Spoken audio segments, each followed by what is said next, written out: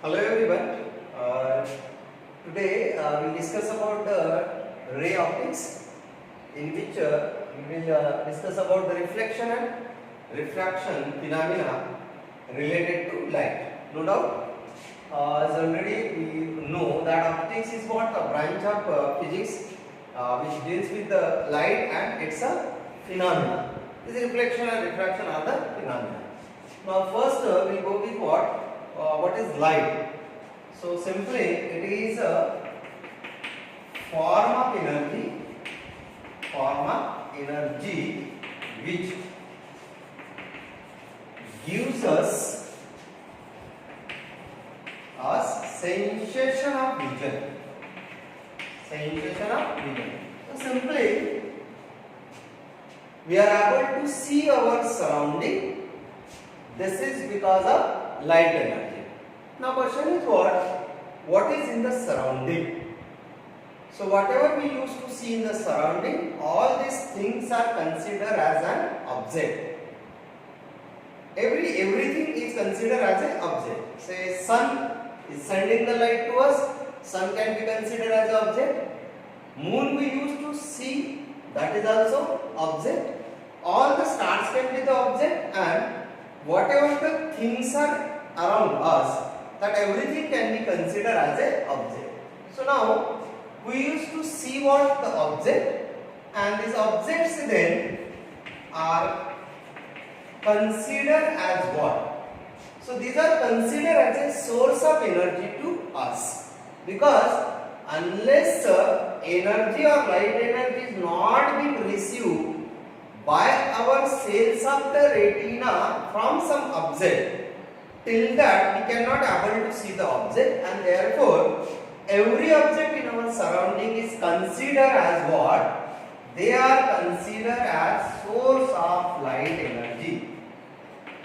Now among these different objects in our surrounding, some are sending their own energy to us, and some are sending the energy by taking it from some other object. So on the basis of that, we have two category of the sources of light, that is luminous sources, and second is what?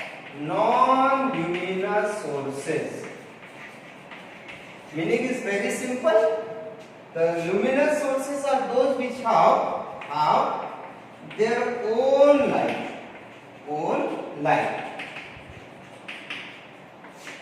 They do not have own light. So for example here, sun has its own light. So sun is the luminous object. Candle sending its own light. The candle can be the luminous object. Bulb what we are using in our house, etc. Such type of object are considered as a luminous. What about the non-luminous sources of light? So moon doesn't have its own light. So moon is taking the light from the sun, and by reflection it is sending to us. So moon is a non-luminous object. Your earth can also be what? Non-luminous object. Whatever the objects lying around you, all the trees can be the non-luminous objects. So likewise there are so many luminous objects and non-luminous objects which are considered as what? Sources of light. So from this we have understand what? So light has a source. It means what? The light energy started from the source. Now the question is what? Up to what distance this light energy can go from any source. Suppose you have taken sun is a source of energy, say. So it starts from the object sun, and now this light energy go up to what distance? So we can't say. It may be up to what? Very long distance, or say infinity. As we are the third planet from the sun, we are getting the energy from the sun, but at the same time we used to see the other planets which are far away from sun with the help of telescope. It means what? This energy is reaching to that planets also. like your Neptune and all that. So it means what? This energy will go over the longer distance. Now, is this energy a kinetic or potential? So as this energy is a traveling energy, we can say what? It is a kinetic form of the energy. And if such a kinetic energy go over the very long distance, then how should be the speed of this energy? So many scientists has measured practically the speed, and it was concluded that light has very high speed. So speed of light is very high, and in vacuum it is approximately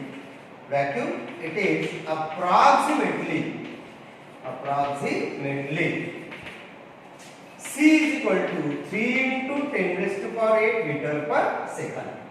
Now two things we have got here. Light started from the source. So it has a starting point. This energy goes with very high speed.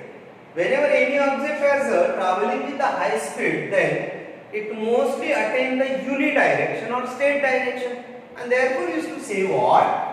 The light travel in straight line. Now as it is a traveling straight line, as it is being started from certain object, so therefore this light is being represented geometrically by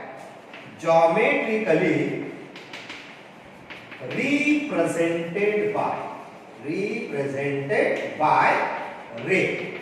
So in mathematics here we used to learn three figures: segment, line and ray. Among that three, we are making use of the ray to represent the light. Why? So again, ray has a starting point that can be taken as a source from which it is being coming. It is traveling with very high speed, so it will go along the straight direction. And up to what distance it is going, that doesn't have any limit, and therefore this arrow indicates that it will be endless at the other end, and therefore geometrically this light is represented by the arrows called ray. Now what is the ray now? So on the basis of its representation, we used to define what is ray. The ray decide what? The path of the light, the path along which light goes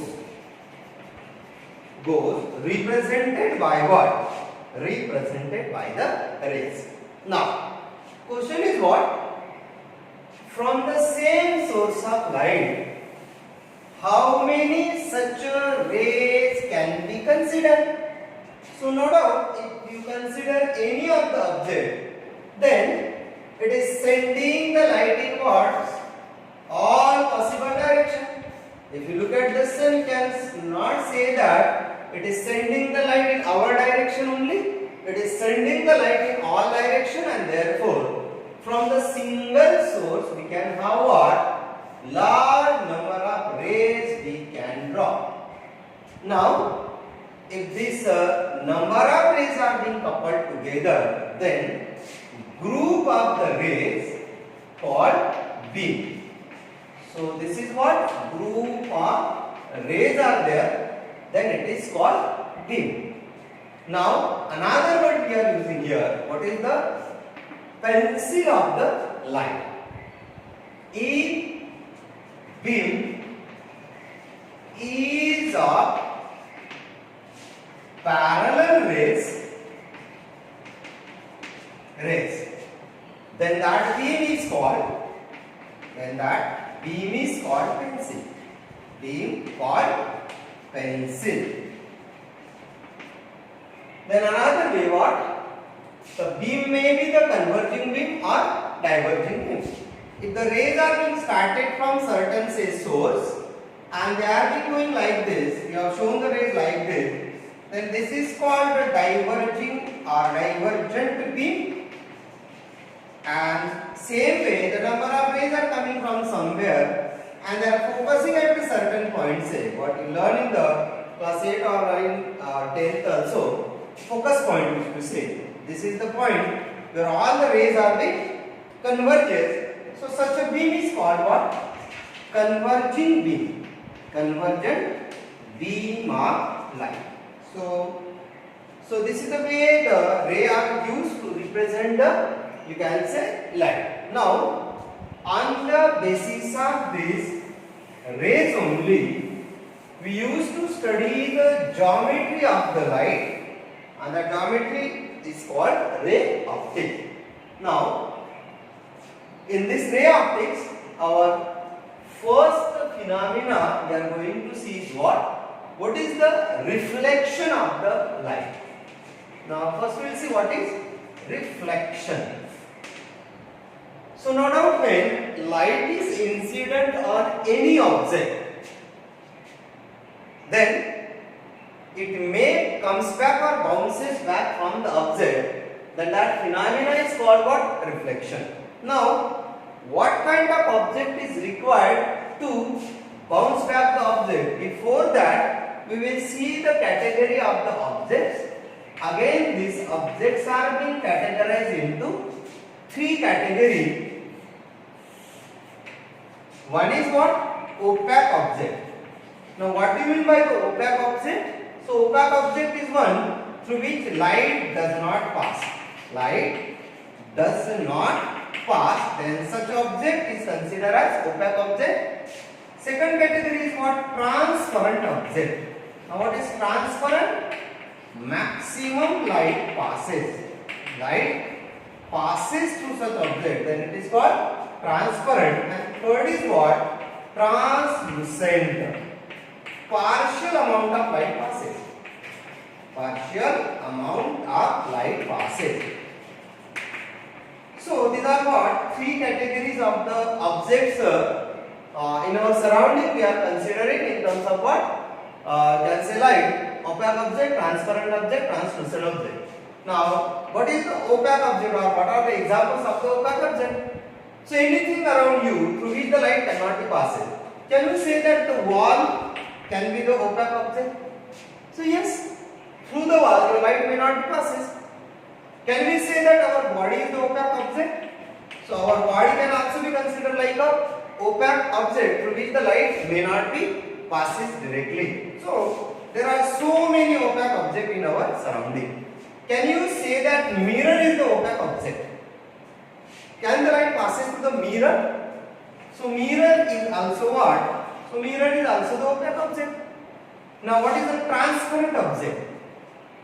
Transparent object are those objects through which what? Maximum light is passed. So can you not say that your white glass,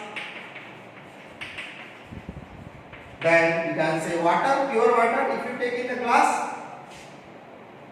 So glass, water, likewise there are so many objects in our surrounding through which the maximum light passes, consider as what? Transparent object. Now what are the translucent objects?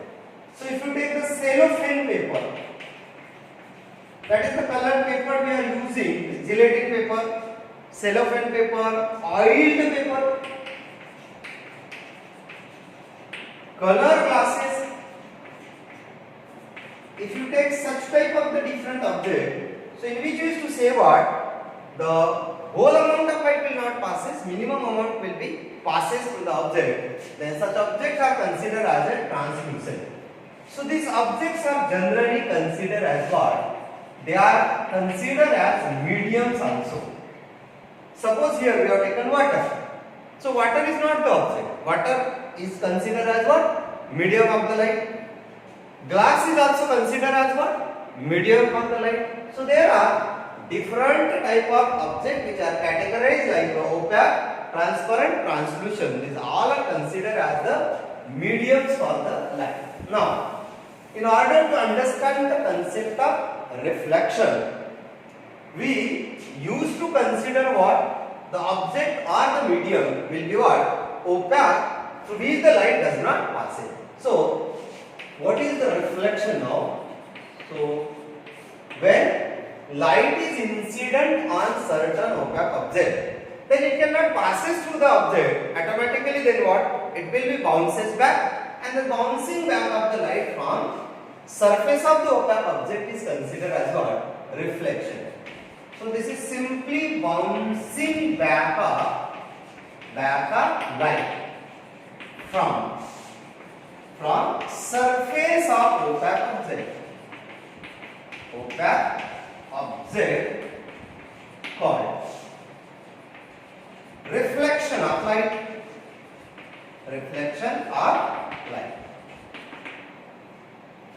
So these are all our body and this are.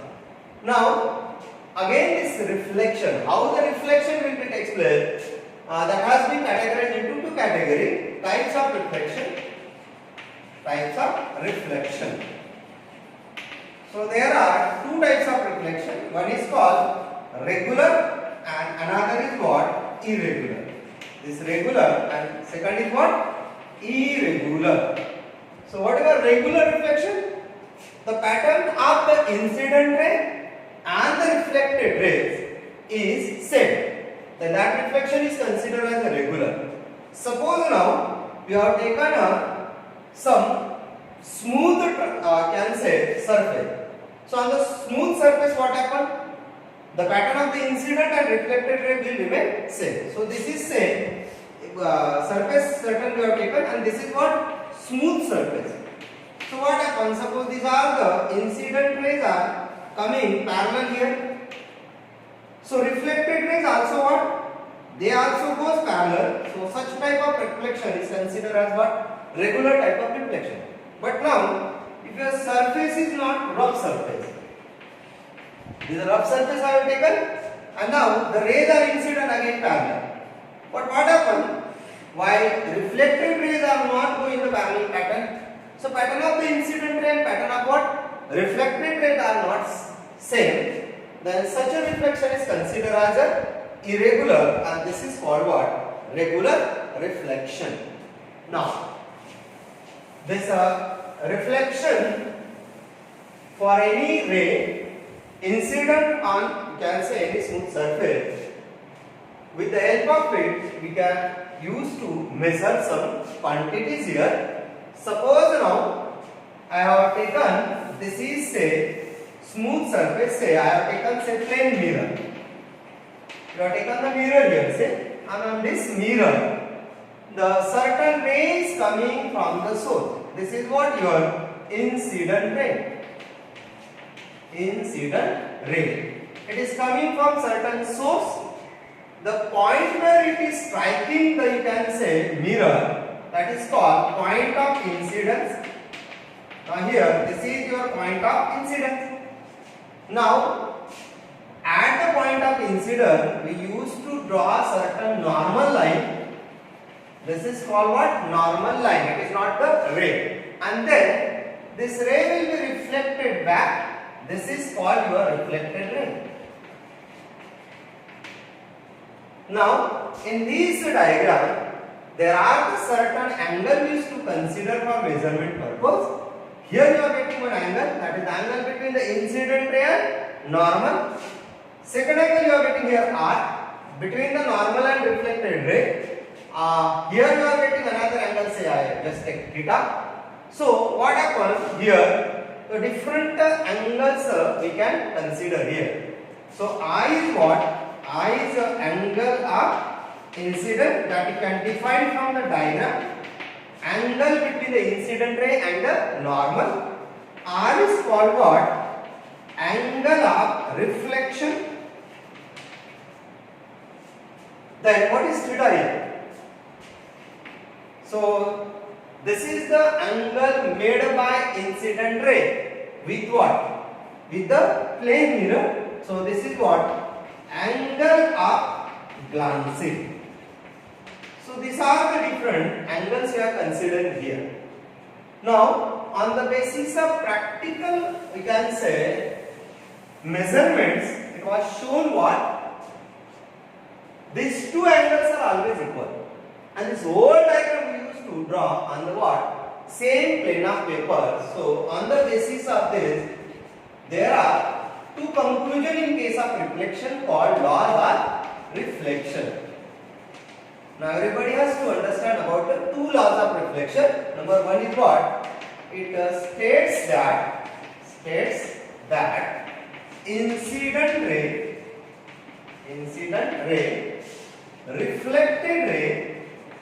reflected ray and normal all lie in same plane of paper. This is what? First law of reflection. Then second law is what? It states that angle of incident is always equals to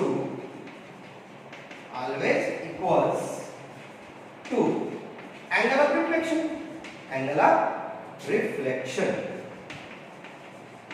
Now here we can take this is I is equal to R, or angle I is equal to what? Angle R. So these are the, you can say, two conclusions are being taken on the basis of what? This ray diagrams and practical activities. Now by using this law we can have the different relations of the angle here. Now see, another angle we are taking here. This is what called angle of deviation. Now if this mirror is not there or opaque object may not be there, then incident ray may go along the same path. Because of the mirror, the ray changes the path by a certain angle, and that angle is called what? Angle of deviation. Angle of deviation is angle by which path of light changes. Now just we will see the different angle relation here. So as already we have mentioned what? I is equal to R. If you look at the diagram, I, R and delta all are linear pair. So linear pair angle ka sum come out to be what? 180. So this come out to be what? I plus R plus delta is equal to 180. So 2 times I plus delta is equal to 180 as your I is equal to R. So you are getting the delta is equal to what? 180 minus 2i. This is the formula for angle of deviation. We decide what? By what angle the path of the light will be changes. Then second relation is with the angle of glancing. I plus theta is equal to 90. So we can say that theta is equal to what? 90 minus r. Can we get the relation between the angle of glancing and angle of deviation again? So we have the relation now. Delta is equal to what? 180 minus 2i. Now this I can be written as what? So I just write I is equal to what? 90 minus theta.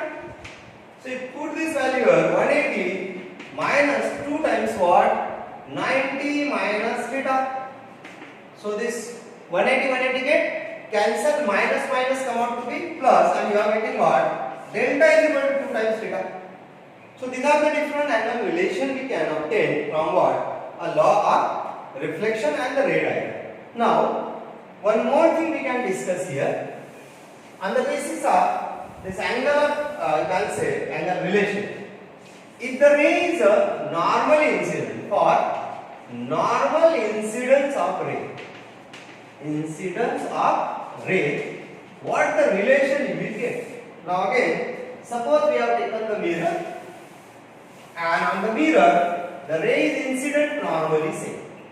So this is the plane mirror we have taken, and the ray is incident normally. Now here see, incident ray and normal are the same line, so therefore your angle of incident is equal to 0 here.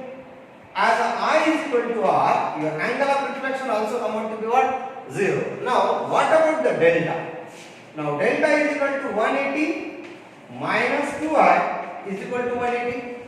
Now delta decide what? The angle by which the ray changes the path. So delta come out to be 180. So your reflected ray and incident ray, they are anti-parallel to each other. Now same is the case. What about your theta now? So theta is equal to what? Delta divided by 2 is equal to 180 divided by 2 is equal to what? 90.